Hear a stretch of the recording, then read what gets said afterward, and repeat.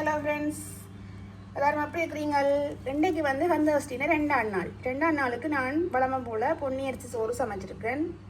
பருப்பு வெள்ளைக்கறி வெங்கனை விட்டு நடுவலுமே பருப்பு வெள்ளைக்கறி வந்து வைக்க வேணும். ஒவ்வொரு நாளுமே பருப்பு வெள்ளைக்கறி வேணும். அப்போ அதால் பருப்பு வெள்ளைக்கறி, கோவா வரை, பயற்றங்காய் பிரட்டல் கறி, பீட்ரூட் வெள்ளைக்கறி, பால் சொதி, அப்பளம், வாழைக்காய் பொரியல், வேப்பம்பூ வடகை பொரியல், மிளகாய் பொரியல்.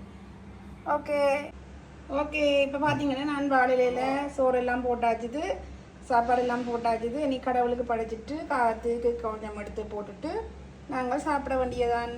பார்த்தீங்களோ, பொன்னி அரிசி சோறு, பீட்ரூட் வெள்ளைக்கறி, பைத்தங்காய் பிரட்டல் கறி, பருப்பு வெள்ளைக்கறி, அப்பளம், மிளகாய் வடகம், வாழைக்காய் பொரியல், கோவா வரை. ஓகே, இப்போ நாங்கள் எல்லாத்தையும் சாமிக்கு படைச்சிட்டு காகத்துக்கு எடுத்து போட்டுட்டு கொஞ்சம் அடுத்து கிள்ளி எறிஞ்சு சாப்பிட்றதுக்கு தெரியும் தானே. விரதம்னு சொன்னால் காகத்துக்கு போட வேணும். எடுத்து போட்டுட்டு நாங்கள் சாப்பிட ரெடியாக போகிறோம். ஓகே, இந்த வீடியோ உங்களுக்கு பிடித்திருந்தா சப்ஸ்கிரைப் பண்ணுங்கள். பாய்.